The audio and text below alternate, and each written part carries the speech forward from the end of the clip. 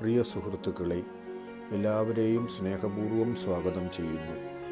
നാം എടുക്കുന്ന പ്രണയം എന്ന ഹൃദയസ്പർശിയായ മലയാള നോവലിൻ്റെ 63-ാം ഭാഗം നമുക്ക് കേട്ടാലോ? കഴിഞ്ഞ ഭാഗത്തിൽ നടന്ന സംഭവങ്ങൾ കഥാപാത്രങ്ങളുടെ ജീവിതത്തിൽ വലിയ മാറ്റങ്ങൾക്ക് വഴിയൊരുക്കിയിരുന്നു. ഇനി അവരുടെ മുൻപിലുള്ള തീരുമാനങ്ങൾ എന്തൊക്കെയായിരിക്കും? നമുക്ക് കേൾക്കാം. നാം എടുക്കുന്ന പ്രണയം ഭാഗം 63. പൂർണ്ണ ഹൃദയത്തോടെയുള്ള വിവാഹസമ്മതം പരസ്യമായി അറിയിക്കുന്ന ഒത്തുകല്യാണം ഓഗസ്റ്റ് മാസം 29-ാം തീയതിയാണ് തീരുമാനിച്ചിരിക്കുന്നത്. പുല്ലരിയിലെ സെൻറ് ജോസഫ്സ് പള്ളിയിൽ വെച്ചാണ് നടത്താൻ തീരുമാനിച്ചിരിക്കുന്നത്. രണ്ടുപേരുടെയും ഇടവകപ്പള്ളി അതുതന്നെയാണല്ലോ. ചടങ്ങിന് വിശുദ്ധ കുർബാന ഒഴിവാക്കാൻ കഴിയാത്തതല്ല. വേണമെങ്കിൽ നടത്താം. അതൊക്കെ വേണ്ടപ്പെട്ടവർക്ക് തീരുമാനിക്കാം. വേണമെന്നാണ് പറയുന്നതെങ്കിൽ കുർബാന ചൊല്ലും. അല്ലെങ്കിലും മിക്കവാറും ആളുകളും ഒത്തുകല്യാണ ചടങ്ങിനോടനുബന്ധിച്ച് വിശുദ്ധ കുർബാനയും കൂടി വേണമെന്ന് ആവശ്യപ്പെടാറുണ്ട്. അപ്പച്ചൻ ചേട്ടനും വ്യത്യാസമായിരുന്നില്ല. കുർബാന വേണമെന്ന് ആവശ്യപ്പെട്ടിരുന്നു. കുർബാനയോട് കൂടിയുള്ള ഒത്തുകല്യാണമായിരുന്നതിനാൽ രാവിലെ 10:30 തന്നെ എല്ലാവരും പള്ളിയിൽ വരണം എന്ന് അച്ഛൻ നിഷ്കർഷിച്ചിരുന്നു. എന്തുകൊണ്ടും നല്ല സമയം അതാണ്. 10:30 ആകുന്നതിന് 5 മിനിറ്റ് മുൻപ് തന്നെ ജിമ്മിയും വീട്ടുകാരും പള്ളിയിലെത്തി. നാട്ടുനടപ്പനുസരിച്ച് ചെറുക്കൻ കൂട്ടർ പള്ളിയിൽ വന്നു കഴിഞ്ഞ് വിവരം അറിയിക്കും. അതിനുശേഷം മാത്രമേ പെണ്ണും കൂട്ടരും പള്ളിയിലേക്ക് വരികയുള്ളൂ. അതിൻ പ്രകാരം സോജൻ വിളിച്ച് വിവരമറിയിച്ചതനുസരിച്ച് 5 മിനിറ്റിനകം പടവിൽക്കാരുടെ വണ്ടി പള്ളിമുറ്റത്ത് പ്രത്യക്ഷപ്പെട്ടു. അതിൽ നിന്നും അതിമനോഹരമായി വസ്ത്രം ധരിച്ച ഒരു മാലാഖയെ പോലെ സിൽവി പള്ളിമുറ്റത്തേക്കിറങ്ങി. അതൊരു കാഴ്ച തന്നെയായിരുന്നു കേട്ടോ. ഏത് അരസികനും നോക്കി നിന്നു പോകുന്ന കാഴ്ച. തൂവെള്ള നിറത്തിലുള്ള ഗൗൺ ധരിച്ച അവൾ നന്നായി ഒരുങ്ങി അതിമനോഹരിയായി മെല്ലെ മെല്ലെ പള്ളിമുറ്റത്തേക്ക് വന്നു. ഒരുങ്ങിയില്ലെങ്കിൽ പോലും സുന്ദരിയാണല്ലോ നമ്മുടെ സിൽവി. അപ്പോഴേക്കും ഫോട്ടോഗ്രാഫർമാരുടെ ഒരു സംഘം തയ്യാറായി മുന്നോട്ട് വന്നു. ഇനി അവരുടെ ഓരോ ചുവടുവയ്പും കുറച്ച് സമയത്തേക്ക് ക്യാമറക്കാരുടെ നിയന്ത്രണത്തിലായിരിക്കും. അവരുടെ നിർദ്ദേശങ്ങൾ അനുസരിച്ച് അവർ നടക്കും. ക്യാമറ കണ്ണുകളുടെ നിർദ്ദേശങ്ങൾക്കനുസരിച്ച് ഓരോ ചുവടുകളും വെച്ച് ജിമ്മിയും സിൽവിയും പള്ളിമുറ്റത്ത് എത്തി. എല്ലാവരുടെയും നോട്ടം ഇപ്പോൾ അവർ രണ്ടുപേരിലും കേന്ദ്രീകരിച്ചു. അവർ എത്തിക്കഴിഞ്ഞപ്പോൾ അവരെ രണ്ടാളെയും പള്ളിയുടെ ആനവാതിൽക്കലേക്ക് കയറ്റി നിർത്താൻ അച്ഛൻ പറഞ്ഞു.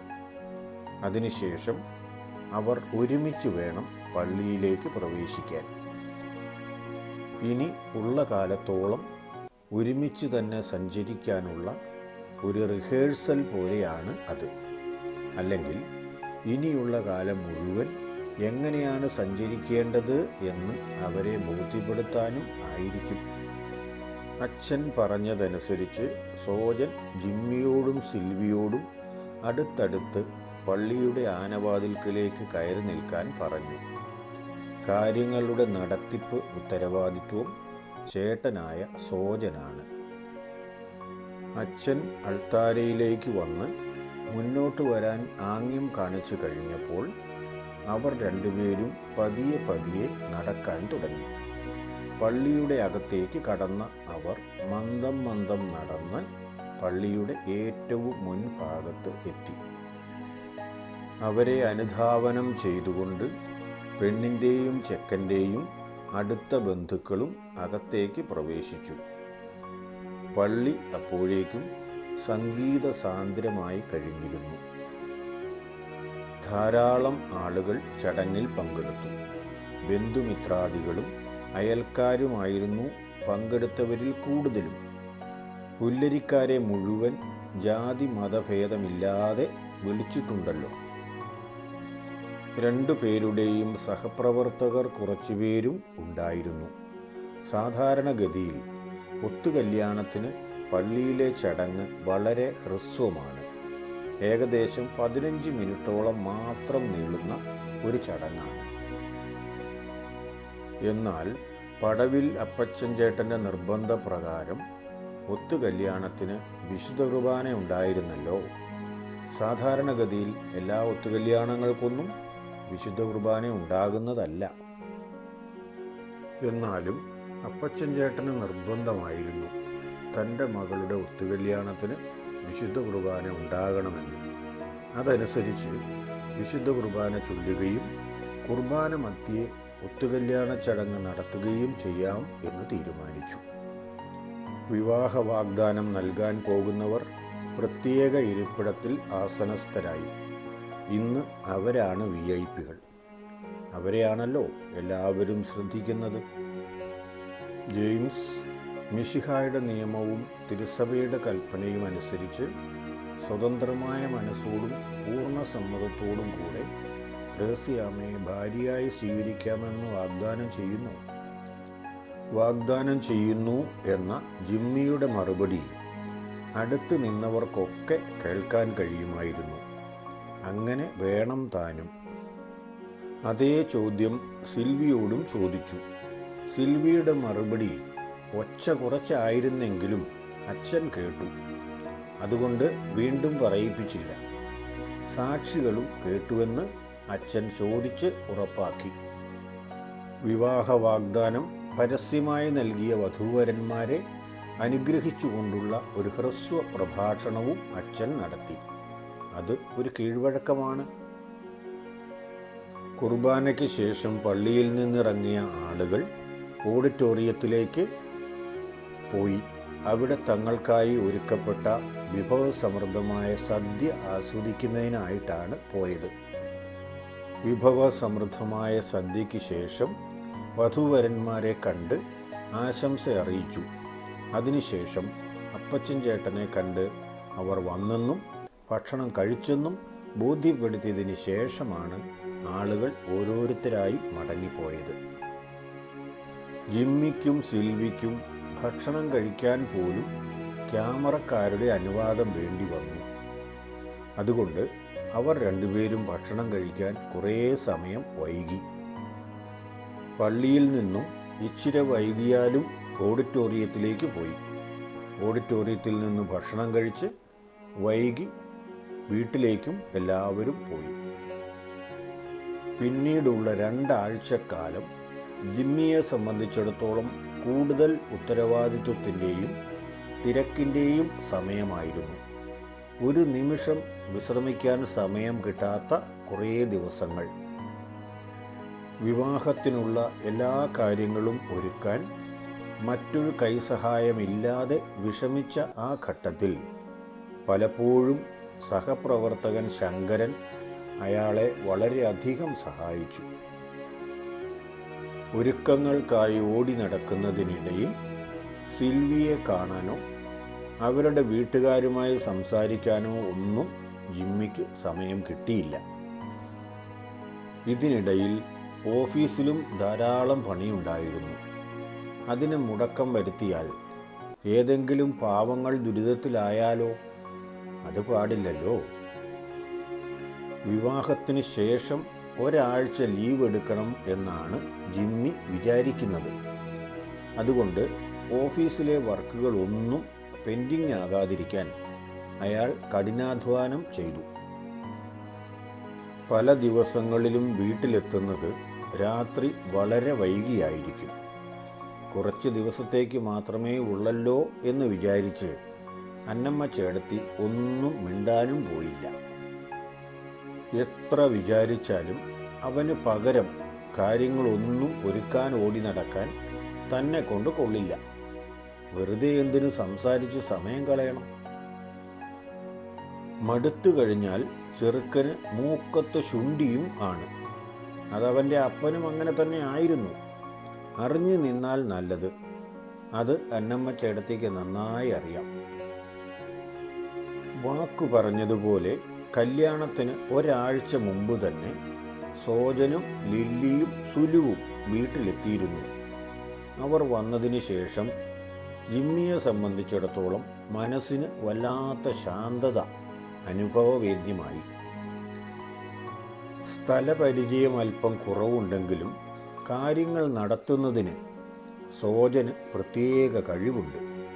അതുകൊണ്ട് ഏത് കാര്യമാണെങ്കിലും ധൈര്യമായി സോജനെ ഏൽപ്പിക്കാം.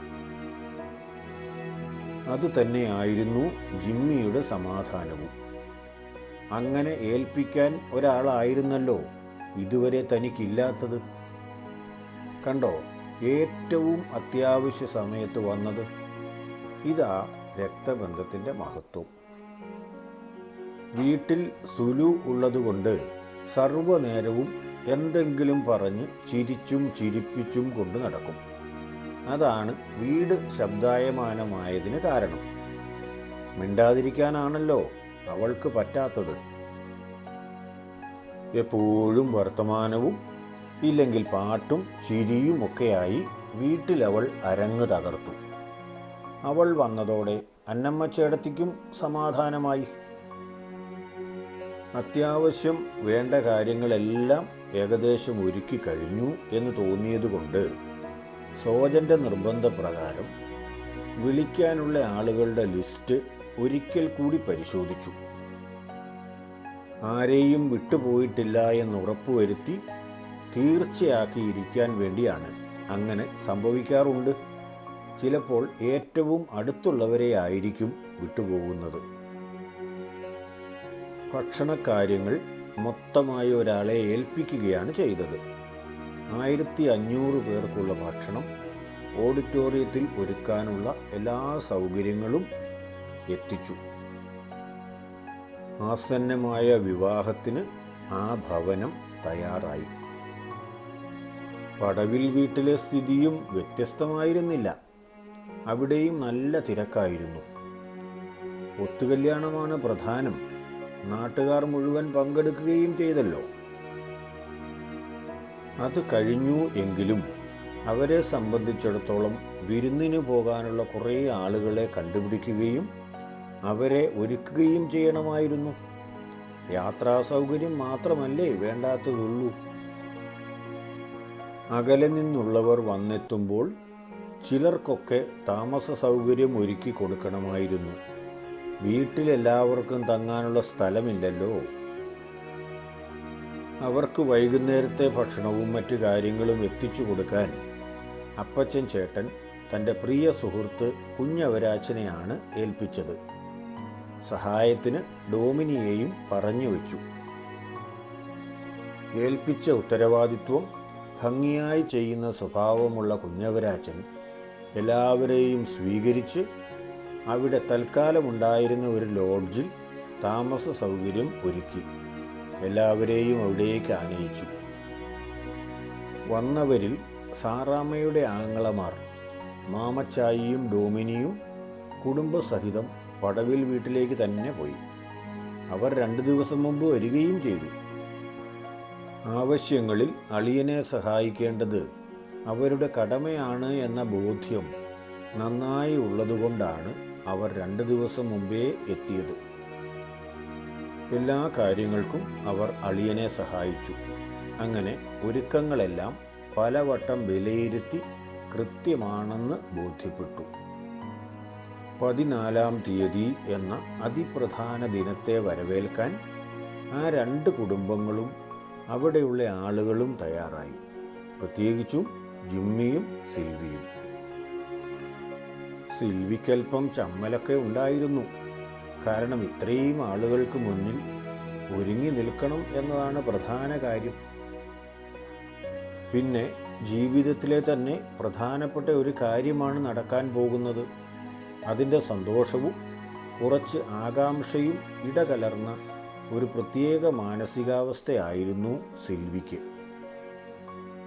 ആകാംക്ഷപ്പെടേണ്ട കാര്യമൊക്കെ ഉണ്ടോ?